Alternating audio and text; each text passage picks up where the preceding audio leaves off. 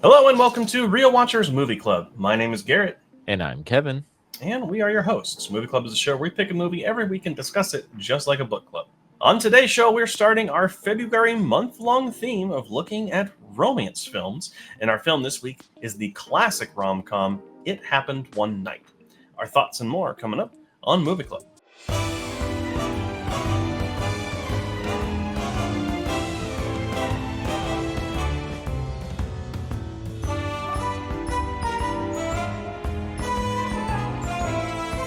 Released in 1934, It Happened One Night was directed by Frank Capra and stars Clark Gable, Claudette Colbert, and Walter Connolly. A runaway heiress makes a deal with the rogue reporter trailing her, but the mismatched pair end up stuck with each other when their bus leaves them behind. The film has a 4.2 out of 5 on Letterboxd. It won 5 Academy Awards, including Best Adapted Screenplay, Best Actor for Clark Gable, Best Actress for Claudette Colbert, Best Director, and Best Picture. Before we dive into our thoughts, though, we do want to issue a spoiler warning for the movie. We'll be discussing everything that happens over the course of this movie and don't want to ruin it for you if you haven't seen it before. So go ahead and check it out wherever you can find it, and then come back here and find out what we think of it. But, of course, stay tuned to the end to find out what romance movie we're covering next week, because it's quite a tone change, but still romantic. Alrighty, Kevin. So we are starting off February with romance films, probably a genre that I'm the least experienced with. I don't know about you.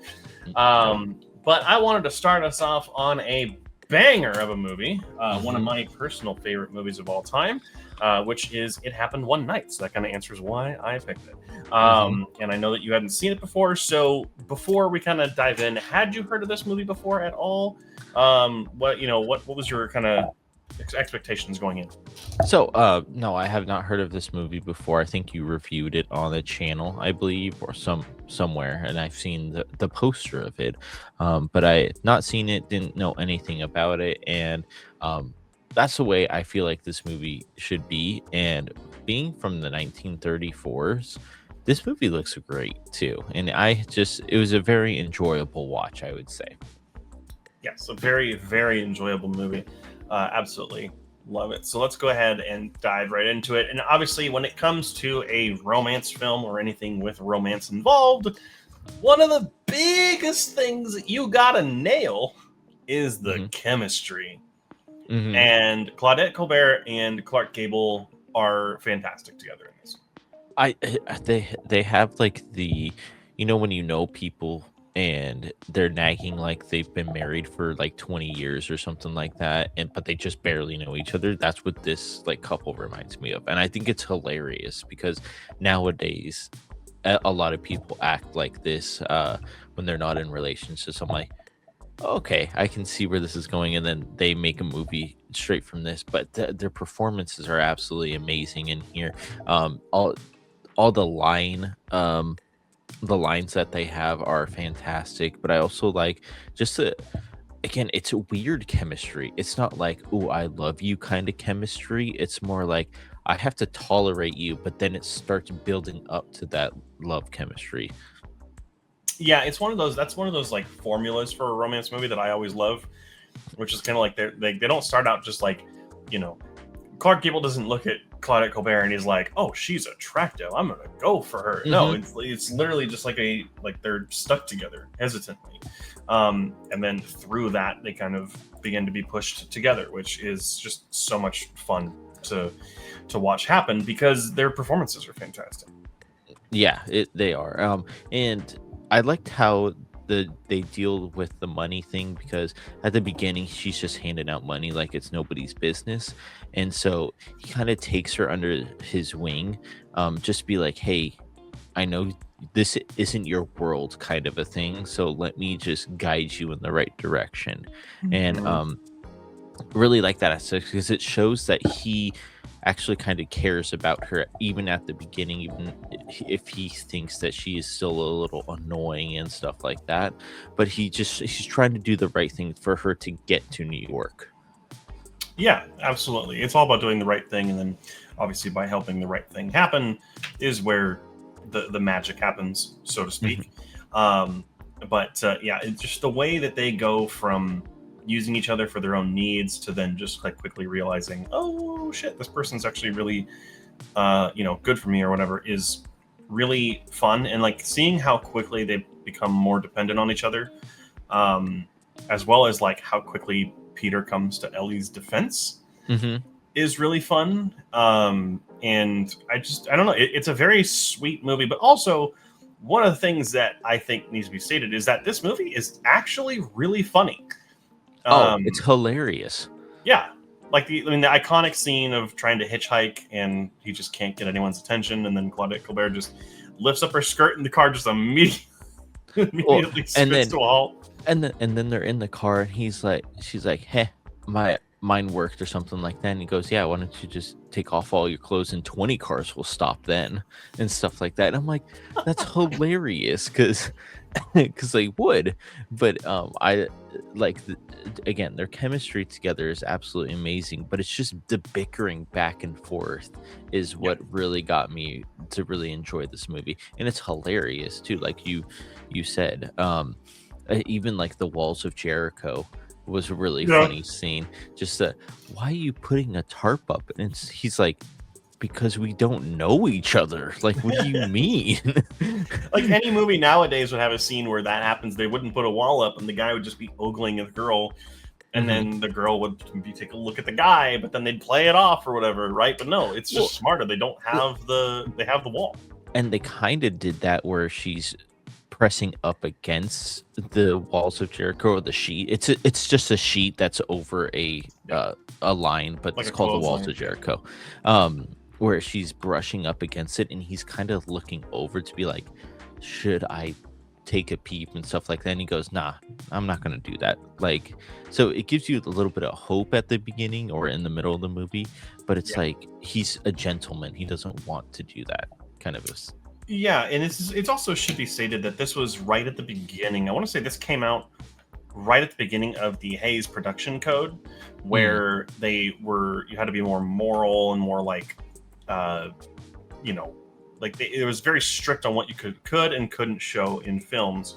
And this is kind of one of those things where like, it does censor a lot of stuff, right? Like mhm, he doesn't take a peek at her. He's a gentleman the whole time.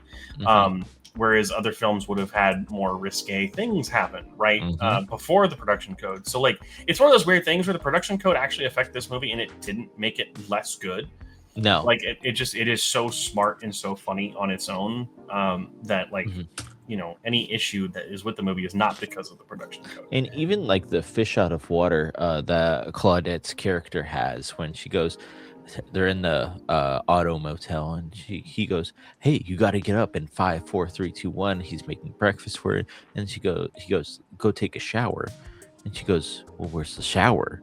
He goes, "It's outside." Outside, and Yeah. and then there's a line for the showers, but she skips it first because she thinks they're waiting for something else, which I thought was hilarious too. So I know it's kind of like a fish out of water for her, but she plays it off like she doesn't actually know how to. I don't want to say survive, but get handouts a little bit, if that makes sense. Yeah, no, it's really good, and like there's even a little bit of tension too when they come searching the camp for them, Mm, which is kind of nice too. But I mean, really, again, like this movie is so successful because of their chemistry, because of their moments together, um, and like again, like and just the humor again is so like you're saying, like the fish out of water stuff is really good with Claudette, but like even at the beginning when they're on the boat and she just dives off. yeah. Like, Hmm. in like full 1930s clothing, which is probably all nylon or polyester, and that Hmm. thing is just going to have her sink. But she goes for it anyway. Yeah. Um, I will say I do think the movie does slow down a little bit in a couple of places. I can't like necessarily pinpoint where. Like I think that but that's like that. It's such a nitpick. Like I can see like where they get which I didn't know was a thing, a suitcase kidnapping or in the yeah, car. I was like, okay, I guess they used to do that back in the day. I mean, it would make sense, but like that kind of sequence where he comes back and he's all bloodied up, but I get it because he stole his stuff. Like, I don't know if that needed to be in there, but still, it grew that chemistry between them. So I don't know why it wouldn't be in there.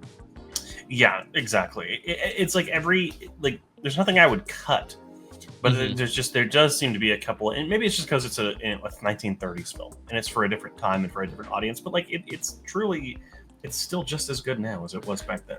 So. Oh yeah, and then I wanted to talk about the ending. How the keepers are just like, what are they doing in there?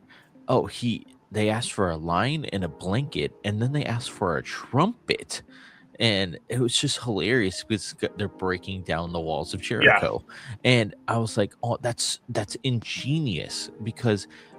Again, they can't show anything risque or anything like that, but that just shows that they're like, oh, they're breaking the walls down. They got married and all that stuff, but it's so funny to me too because I like smirked a little bit. I'm like, that's how they would do it, to be honest. Those two characters. Yeah, fantastic ending to that too. And again, it's just the culmination of everything that happened before it. And yeah. I mean, I really like their adventure too, going from, is it Miami to New York? I think they're trying to do. I know they're going to New York, but I don't remember where they started. Okay, but I don't know if it's specified. The bus sequence when they have like they're not carolers, but what are they? They're like the people that sing on the bus, and I forget what they are. Performers, I think. Yeah, but I think that was really cool when they all that's when they start noticing that they kind of like each other more than just acquaintances, and you can see it really turn right at that aspect when she's having fun and he looks over and she's like, oh, she's actually like enjoying my presence, kind of a situation. So but I really do like the traveling and how different obstacles, like the piggyback ride that the piggyback ride, he goes, this isn't a piggyback ride. Like, what has your dad been teaching you? This is not what that is. And I thought that was hilarious because it wasn't, but that's what she thinks it is. Yeah, it's just, again, like the fish out of water stuff. Typically, it's a trope that I'm not a fan of. Yeah. But I think, especially for the time, because this is around, this was after the Great Depression. I believe it takes place during the Great Depression. So, like, it makes sense and it works, right? Like, she's never known anything else. Yeah. And then she has all this crazy stuff that happens, and he's more obviously grounded, more middle Street class, smart. I guess you could say, street smart for sure. And it's just so much fun. Just literally, I could watch 6 hours of just the two of them. It's great. Yeah. Yep. Since this was my pick, I'm going to go ahead and give my final thoughts and score first. I think that this movie is effortlessly funny and is endlessly romantic. I mean, even when it's not like trying to overtly be romantic, just the times that Claudette and Clark are together are fantastic. Typically, and we'll kind of see this probably as the month goes on, but I have a very black heart when it comes to romance movies. It's hard to make me like smile or laugh or really enjoy romance movies because of personal, I guess, beliefs or whatever. But like this movie opened me up very quickly. I feel like I was able to get to me, make me laugh, make me believe that these people were truly in love, and I absolutely loved it. So I mean, it slows down occasionally in a couple areas, but like that's a really nitpick. So aside from that, I gave it a 97 out of 100, which is 4.5 stars out of 5 on Letterboxd. Nice. Yeah. And I don't know if we said it all, but this is mostly widely considered the first romantic movie. Among the first, if not the first. Yeah. And it really shows how good it is too. It's a great starting point if you don't think you're into even an older movie, a more or less older romance movie. This is a great way to start it because, again, the chemistry between Clark and Claudette are absolutely fantastic. The fish out of water funniness doesn't get old and doesn't get pushed on you too much, which I thought was really good on them. But again, it's the realization of who you're with and how they make you feel, and that's what you get throughout this adventure that they have together. And I really liked how everything came together. Again, yes, like you said, it can be slow in some places, but what would you take out because the chemistry is there between the two? So I really enjoyed this movie. I gave it a 95 out of 100, which is 4.5 stars out of 5. Great way to start off the month for this week. Yeah, 100%. And I just did double check. It Happened One Night is widely considered the first definitive feature-length rom-com that established the formula for the genre. Even though there was a romantic movie with some comedic elements back in 1924, this is considered the first one, especially feature-length. So, but that is going to be it for this episode. The question now falls to you. What do you think of It Happened One Night? We'd love to hear what you have to say down in the comment section down below, but remember to be respectful because it's really not that hard to be nice. Next week's film, though, is the modern-day romance film that was nominated for an Academy Award for Best Picture, Past Lives, which we'll be talking about next week. So make sure to watch it before next week so you aren't spoiled.